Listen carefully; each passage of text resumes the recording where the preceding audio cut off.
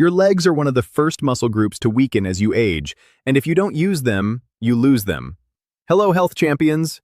Today I'm going to talk about why it's so important to strengthen your legs and reverse the decline of aging, and I'm going to demonstrate and talk about 10 exercises to do so. Most people don't realize how dangerous weak legs are, and as we age, what happens to most people is that the legs weaken, and we have a loss of balance, coordination, and reaction time. And with all three of those factors, what happens is we increase the risk of falls. And falls are the #1 cause of traumatic death in the elderly. And the elderly also often suffer from osteoporosis, and that combined with the fall can lead to a hip fracture. And this can be so devastating that depending on complications and age, up to 50% of people will not survive the next year. And if they survive, up to 60% will require long-term care. But we can prevent that with the right lifestyle and with the right exercises. And we have to understand that it's about strength balance and coordination. So the exercises need to work toward that. And the right exercises will not only enlarge your leg muscles, but they will also strengthen bone. And they will support your neuromuscular connection, because we have to understand it's not just about the muscle, it is about how well it works. So it's the muscle plus the signal from the brain and the timing of those signals, down to the millisecond, that gives us that coordination and reaction time. And the lifestyle we're talking about obviously consists of exercise and exercise. What most people don't understand is that it actually breaks the muscles down. It destroys some of the muscle fibers, but then when we rest, the body can repair them. However, that can only happen if we have the proper food that will optimize the repair process. If we can support the body to have all the raw materials that it needs. So I did a video on the food, and I started with that. Not because it's the most important out of the two, but because it's the most misunderstood. So I'm going to show you 10 different exercises that will do all the things that we talked about, and you can do all 10 of them in one session, or you can pick out 2 or 3 or 4 if you're not quite ready for all of them. I'll also present them in a way that you can start with the easier versions, and then as you get stronger, or if you're already fairly athletic, you can go for some of the more advanced stuff. The first one we're going to show you is calf raises, and when you're doing calf raises, you're working 2 muscles. One is called the gastrocnemius, and the other is called the soleus. And if you're doing these calf raises standing up, you're going to target both of those muscles at the same time. So you don't have to worry about which one you're doing. So I'll show you a few different versions, and we're going to start with doing them on flat ground and doing them with both feet. All you do is you stand on flat ground, you lift your heels off the floor, and you're activating your calves. And if you do these without holding on to anything, you're also training up your balance a little bit. But if you need to, you can hold on to the wall as you do them, and then once you master that, you can also do them with one leg at a time. And then most people are probably going to need to hold on to the wall for support. But if you can do it without, then all the better. A more advanced version of the same thing is to do it on a box or a stair step. And now what's happening is when you can drop the heels down below the level of the toes, you're stretching the muscle a little bit, and you're working through a longer range of motion. So you're activating the muscle more, but you're also providing more signals to the brain. And you can do that with 1 foot on the box or both feet on the box. If you start with 2, you can work your way up to 1 foot at a time. Another variation of this is to do it with some weights. And you could hold on to some dumbbells, or you can have a bar on your shoulders. And this is obviously a little bit harder than doing it without weights and 2 feet, but it's not quite as hard as doing it with your body weight 1 foot at a time. So it's an intermediate step, and by varying the weights, you can also change the difficulty. The second exercise I want to show you is squats, and it's one of my absolute favorite because it addresses so many different things. It works many different muscles. It works your quadriceps muscles on the front of your legs, but it also works the gluteus maximus, the hamstrings, and it provides a lot of core strength and even flexibility. I want to start off showing you a very simple version of squats, which is just getting out of a chair. And this is one of the first things that people notice as they get older and they get weaker, is that it's more difficult to get out of a chair or a sofa. And we're just going to use the body weight for starters. So if you have an office chair or a chair with armrests, then simply hold on to the armrests and stand up. And when you do that, you want to try to keep your back straight. You lean forward with your body, but you try to arch your back a little bit and keep your chest up that way. You maintain proper form. Another variation that's just slightly harder is to put your hands on your knees. Now, you're not getting the support quite as high as the armrests, but you're still getting some support. The next progression is to do it without using your arms as assistants, and now you're only using your legs. So it's okay to lean forward, but try to keep your chest up so that you don't round your back and put strain on your lower back. And there's no shame in starting with the simplest of these exercises and working your way up. The most important thing is that you do something. So wherever you are, make sure that you start. And if you want to make it just a little bit harder, you can get away from the chair and do it freestanding on the floor. And now what you want to think about is to keep your feet shoulder width apart or slightly wider. Keeping them a little wider is easier if you're not as flexible.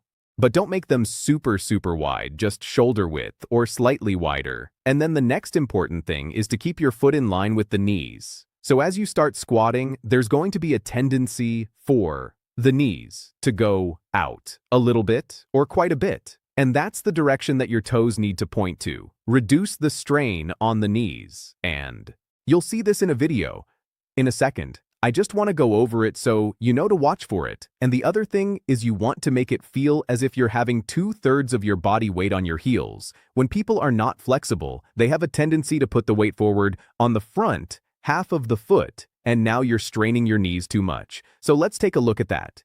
You stand up, you square up your hips over your feet, little bit more than shoulder width apart. You keep your toes pointing out in the direction that the knees are going to bend. And one way I like to do it is to keep my arms crossed in front of my chest. It's just a good place to put them, I think. And then it's okay to lean forward. You can stick your butt out quite a bit. Just make sure that your back is still straight so that you strive to keep your chest up. And if it feels like you're not quite flexible enough, you can spread your feet a little bit wider. And again, pay attention to which way the toes are pointing so that they're in the direction that the knees are going to bend now. As you can see, I'm doing them barefoot and it's a little tougher on the flexibility. It's a little bit easier if you're wearing shoes that have a little bit of wedge so that the heel is higher than the front of the foot. It is also okay to put a slight wedge like a little plank or a little weight like maybe a half or one in under your heels to help you if you're not flexible enough. But if you do that, you have to make absolutely sure that you keep 2/3 of the weight on your heels so that you don't strain the knees. And to make that a little bit harder, of course, all you have to do is add some weights. And now you can use a weight bar on your shoulders, or you can use dumbbells. And if you do the dumbbell, I would suggest holding it in front of you, and that's called a goblet squat. It really works well because it maintains your posture if you hold it like that, and you make sure that you strive to keep your chest up. It really works your core muscles nicely as well. So let's see what that looks like. In this case, I'm just using a 30 lb dumbbell and I'm holding it in front of me, and everything else is the same as before. And by holding it like a goblet, you're really keeping your chest up and you're maintaining a good posture, just like before. Make sure that you're keeping your weight on your heels and that your knees and toes are pointing in the same direction. And with any of these exercises, don't try to go any deeper than your flexibility allows. If you cannot maintain your back straight anymore, you're going too deep. Give it some more time. Work on your flexibility and allow it to come piece by piece. The third exercise we're going to show you is called wall sits. And this one is a little bit more limited because it basically only works the quadriceps muscle because it's a static muscle and you're leaning against the wall. You're not involving a lot of different muscles. So on the one hand, it's not one of my favorites because it's static, but on the other hand, it's quite safe if you don't have great balance or you need just a safe place to start. So here's what it looks like. All you do is you go and stand with your back against the wall. You put your feet out a good bit away from the wall, and you want to try to keep the distance from your knee to your foot vertical. And so if you sit down deeper, then you're going to have to move your feet out a little bit. You can start this with just a slight little bend that makes it a very easy exercise. And because you're leaning on the wall, you're fully supported. Now you can start this with 10, 15, 20 seconds at a time if you are a beginner. Or you can hold it longer, up to 1 or 2 minutes even. And as you get stronger, you can move your feet out a little bit from the wall, and you can sit down deeper and get down to about a 90-degree bend in the knees. And again, from The knee down to the foot. You should strive to keep it vertical.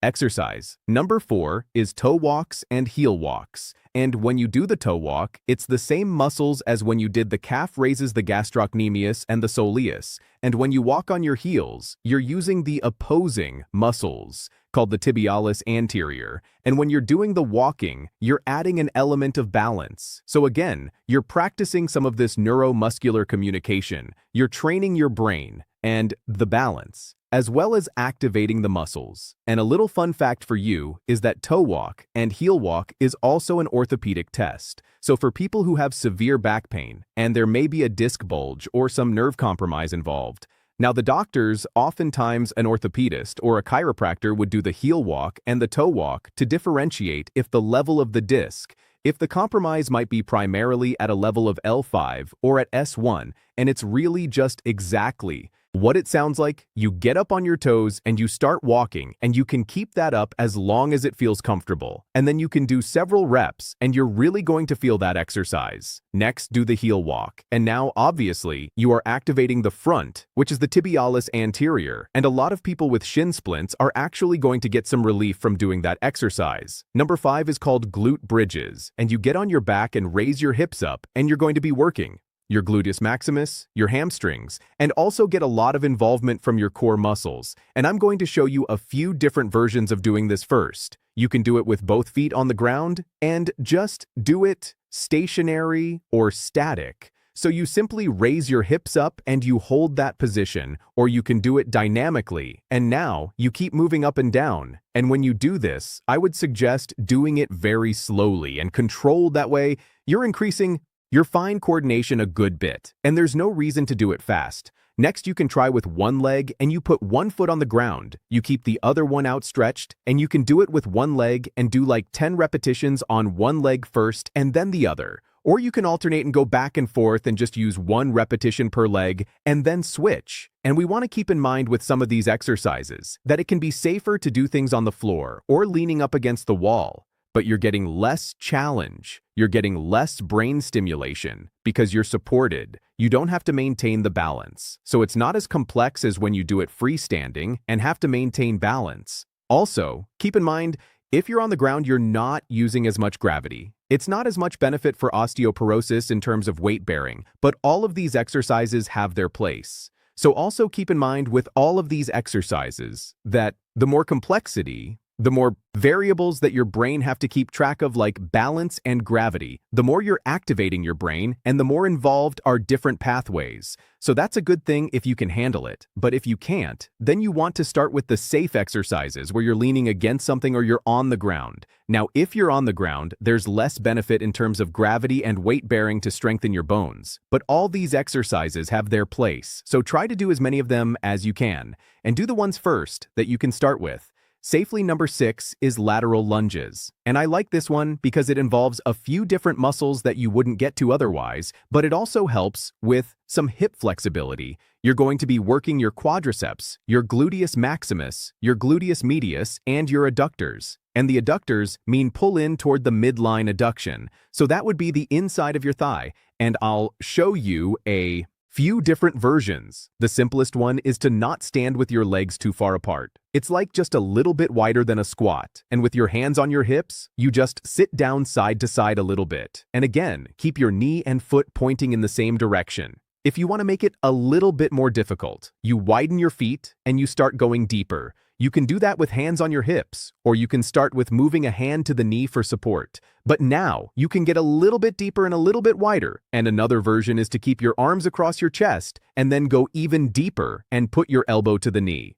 Now, that can be a nice way of gauging how far you're going so that you have an end point to the movement. And the last one would be just a little bit harder. It looks almost exactly like the one where you put your elbow to the knee, but now what you're doing is you're not leaning forward quite as much, and by not putting the elbow to the knee, you don't have a designated endpoint, so it's a little bit more strenuous. It puts a little more challenge on your core muscles when you don't know where that endpoint is, and you try to keep your body a little bit more upright. Number 7 is lateral leg raises. And now, you'll be laying on your side and just lifting the legs straight up to the side. And with that, you get an almost complete isolation of the gluteus medius, which is the muscle on the side of your hip. But you also get a little bit of involvement of the TFL, or the tensor fascia lata, which sits a little bit more on the front of the hip. And here's what that looks like.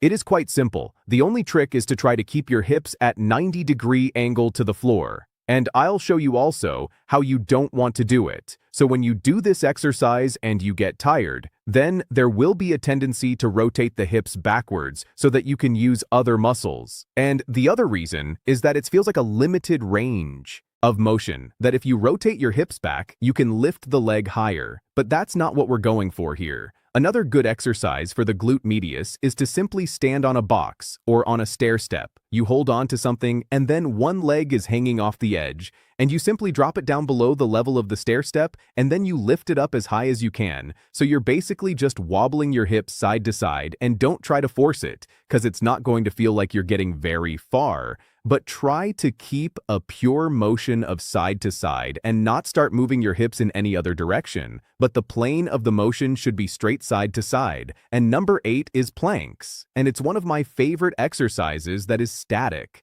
Because even though it's static, it really works so many muscles so well. It's going to involve your abdominals, your straights and obliques and transverse. It's going to work on your glute maximus. It's going to work on your quadriceps, and it's going to involve virtually every muscle of your core. And if you're a beginner, it is totally okay to start with your knees on the ground. You put your elbows down and you raise your hips up, and you just hold that for as long as you can. And you can start with as little as 20 seconds. And then as you get stronger, try to work up to a minute, or maybe even 2 when you get really strong. And then you can of course do several sets of that.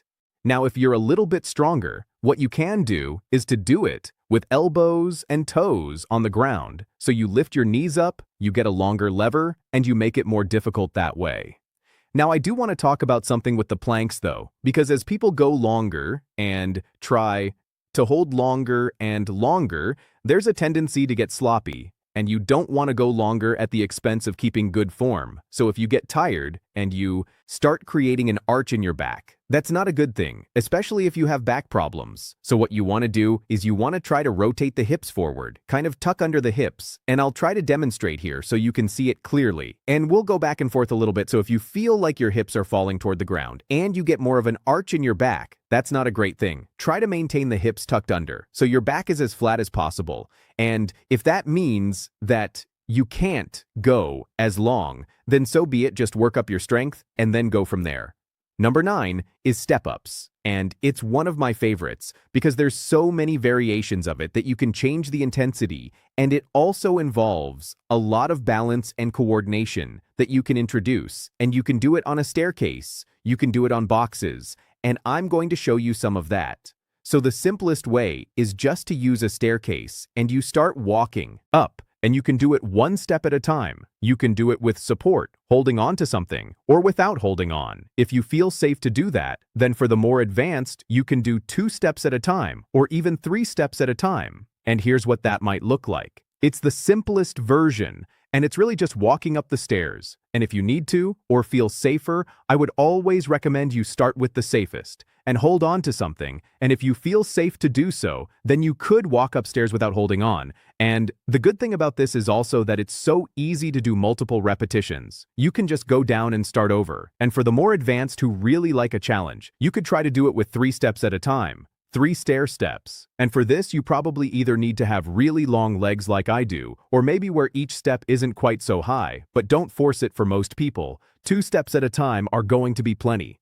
Now, if you have access to a box, or even better, several boxes, they could be in height anywhere from 4 in to 20, in which would be 10 to 50 centimeters. Now, you can create really interesting workouts, and I'll show you how you can even increase the complexity of that by working on arm and leg coordination. So the simplest version would just simply be to step up on the box, and you can use one leg over and over, or you can alternate. So here, I'm basically showing just the simplest version where you put the other foot down on the box. Now, if you want to increase the complexity and work on some balance, now you can, as you step up, You lift the other knee into a full flexion up toward your chest, like you would in a sprint stride. And you want to make sure when you do that you coordinate it with the opposite arm. And if you have access to a bigger box, then that just makes it a little bit more challenging. So again, first you can just step up on it. And if you want to get a little more advanced, now you can lift the